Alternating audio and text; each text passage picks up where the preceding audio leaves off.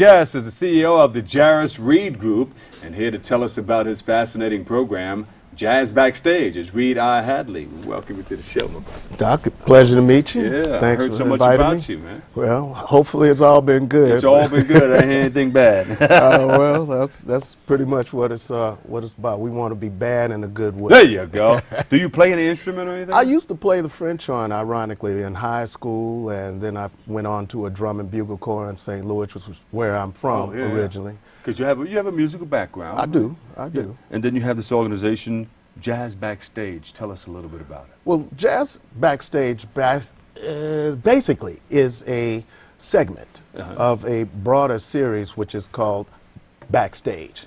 And in that we cover jazz, gospel, R&B, and rap.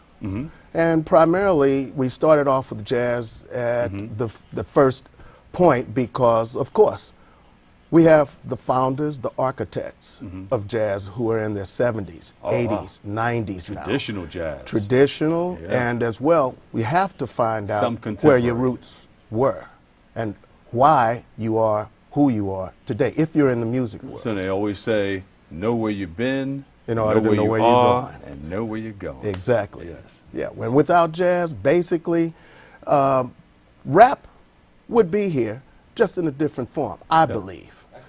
And he's co-signed it already. There you go. Who was sampled back in the 70s? Grover Washington, Herbie Hancock. By the masters, Grandmaster Flash, Kool Moe Dee, the founders of rap. And it evolved into what it has become today. So you take the gospel, you take the R&B. It's really amazing to travel the world, to do this, and then to be actually seeing yourself in Japan or Germany or any other of the European countries who are emulating us all over again. Oh, yeah. Just as they did with especially jazz. In Japan. Exactly. Japan, they have, you can see New York, they have an Apollo Theater out there. You know, everything that you see in New York and in the U.S., they have out there. Exactly. So the reason why I started this project and started off with jazz is because after being locked up in the basement with 7, 8 different other kids on Friday night, and the men are watching Gillette Friday night fights and women are in playing cards, what did I hear? Music. Ella, Sarah, Dinah, Baby Ray, and everybody else. So it was in me from 8 years old to now. So basically what I want to do is I want to impart this on to children.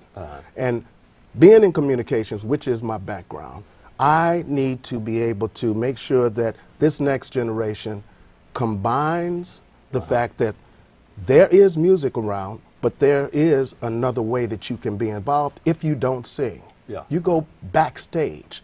In other words, to do what your crew is doing now as college students and as grads.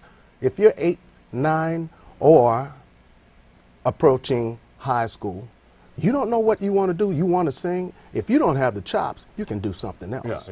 You can operate the camera. So in us producing our documentaries that we've done, I've interviewed Nancy Wilson when I had the radio series, Europe's Jazz Profile, which in London we aired. I became involved with founders like John Levy. What is this right here?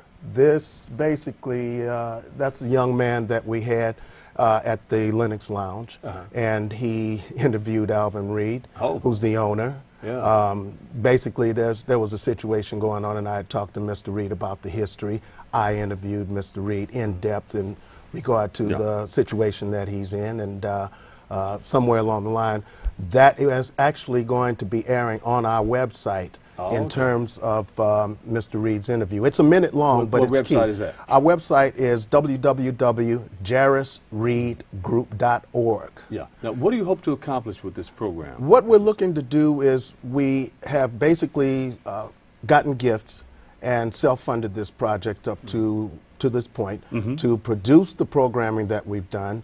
We are looking for corporate sponsors to come in, banks, because now that we have a viable project to do these workshops in New York City, we've tied in with some major groups, jazz Mobile here in New York, 100 black men out in Los Angeles. Yeah. So my broader picture is an east-west connection, and then bring in St. Louis and Kansas City, which one of our board of directors, Gregory Carroll, is the CEO of the American Jazz Museum, and well, I've got a great board put together who believe in this. A broader picture. Now, Jazz Backstage incorporates what, workshops for kids?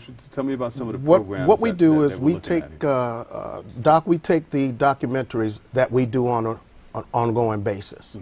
And what we do is we produce these documentaries in order to put into the school systems eventually. Yeah. So in us producing these documentaries as a process, we bring in a workshop situation with high schoolers in an after-school program. We also reach out to those individuals who may be near getting kicked out of high school, and we want to show them there is another alternative that you may not know about, but this is an alternative. So you're using music and production to educate our youth. Exactly. Yeah. Exactly. That's what this entire project is about. Beautiful, beautiful. How important is that? It's important enough to say that I don't want to see another generation be totally unaware as to where they have to go. After school programs, or basically latchkey programs and athletics. Where is there anything that is going to teach you a possibility of, after I graduate from high school, what am I going to do? What kind of career am I going to go for? So you help them line people up to work for the rest of their lives, to find something that they really like and they're passionate about. And actually, as far as my passion is concerned, I would like to see more entrepreneurs come out of these type of workshops. If you don't have an idea right now that you can become a radio disc jockey, or a television host, or a camera operator, or a still photographer, where are you going to get that knowledge? In a workshop such as this. And that's the reason why we're reaching out to corporations, so that equipment can be purchased, as well as on top of what we already have. We have a production staff in the United States, from Washington to LA and New York, but we also have reached out into those other areas that we've shot in Japan. So are you saying that you can get people involved in production and music and everything, but then maybe they should own a part of that? Exactly. And learn the business and start a business? Exactly. They may be enthused enough about it to where they run their own show. We want these kids to come out of our program and produce their own documentary on whomever they want to, at least have that knowledge. What's next for the organization, and where can people get more information on this? You, as I mentioned earlier, you can go on the website to join our emailing list, which we'll be doing blast, which is, the website is www.jarisreedgroup.org.